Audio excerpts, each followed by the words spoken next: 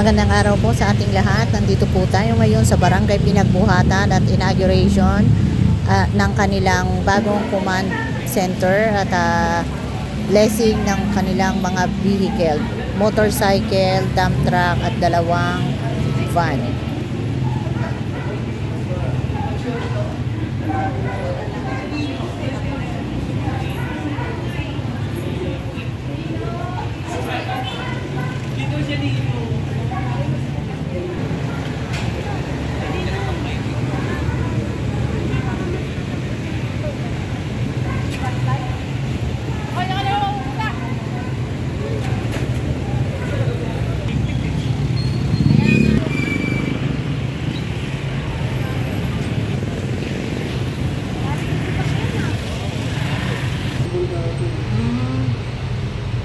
Ayun na si Father.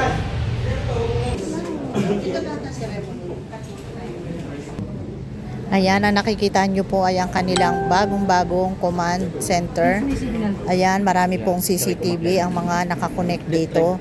At mamaya po i-explain ni Kagawad kung saan lugar po nakalocate yung mga cameras. Anong gamit nyo dito?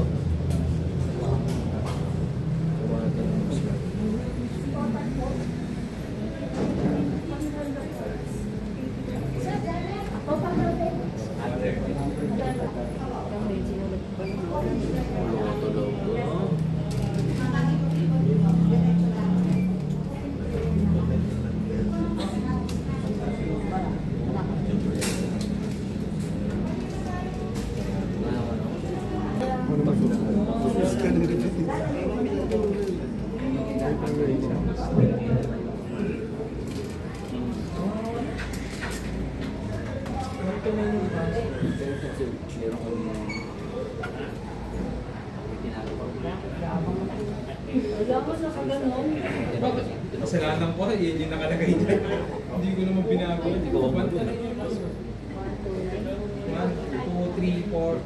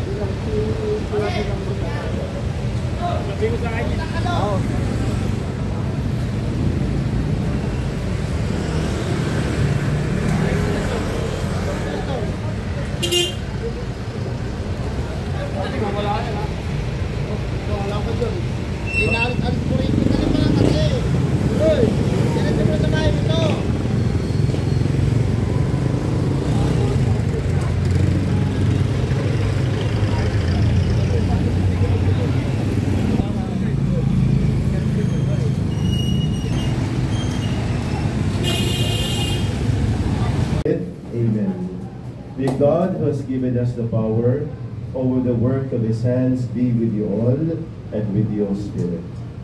Brothers and sisters, listen to the words of the book of Genesis. God created man in His image. In the divine image he created them. Male and female he created them. God blessed them, saying, Be fertile and multiply. Fill the earth and subdue it. Have dominion over the fish and the sea, the birds of the air, and all the living things that move on earth. God also said, See, I give you every seed-bearing plant, all over the earth, and every tree that has seed-bearing fruit on it. Be your food, and to all animals of the land, and all the birds of the air, and all the living creatures that crawl off the ground. I give you all the green plants for food. And so it happened. God looked at everything he had made, and he found it very good. The word of the Lord.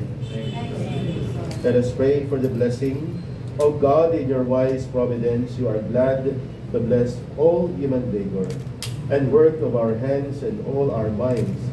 Grant that all who plan and conduct business in this office may, through your guidance and support, come to right decision and carry them out fairly. We also ask to bless all these means of transportation, that those who will be using this will bring safety and may bring this hope to everyone. We ask this through Christ our Lord. Amen.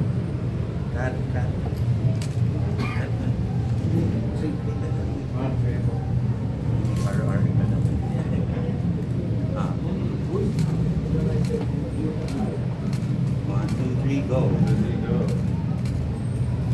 Yeah, Our Father, who art in heaven, hallowed be thy name. Thy kingdom come, thy will be done, on earth as it is in heaven. Give us this day our daily bread, and forgive us our trespasses, as we forgive those who trespass against us. And lead us not into temptation, but deliver us from evil. Hail Mary, full of grace, the Lord is with you. Blessed are you among women. Holy Mary, Mother of God, Hindi mo dito.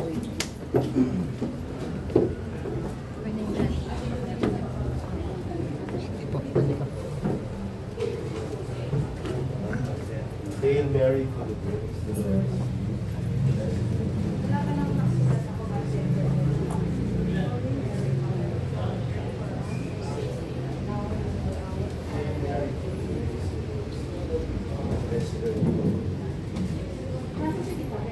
Holy Mary, Mother of God, pray for us sinners, now and at the hour of our death. Amen.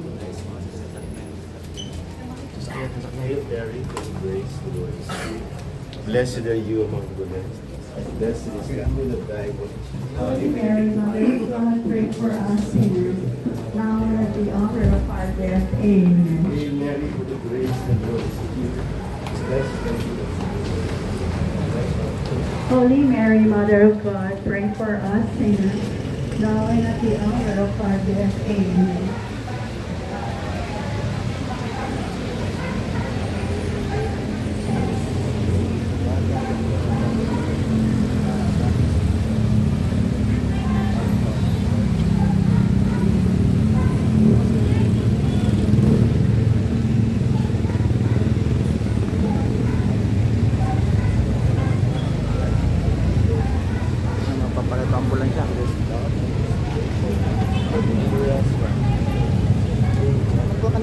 Ano ba yung motor na yan?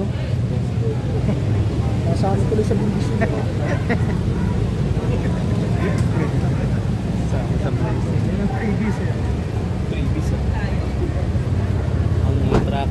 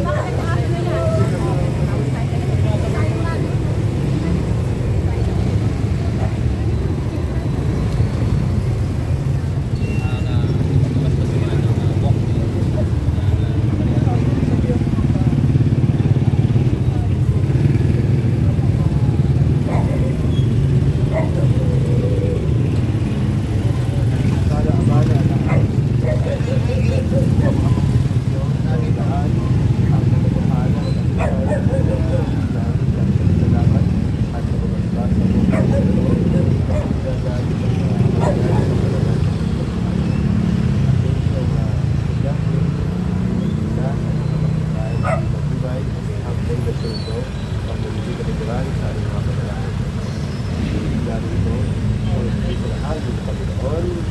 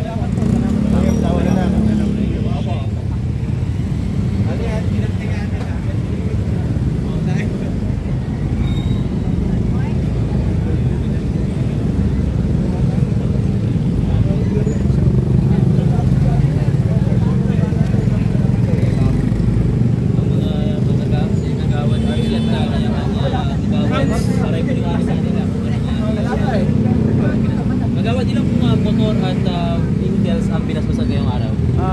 Kanina po, nag-basbas si father ng 10 motorcycle, bagong motorcycle at 3 sasakyan, isang dump truck at 2 service at Tamaraw. At blessing din po sa bagong command center na Barangay Pintuatan. At itong walkway, footbridge para po sa mga pedestrian. Kasama po sa inagurahan na ngayon lang.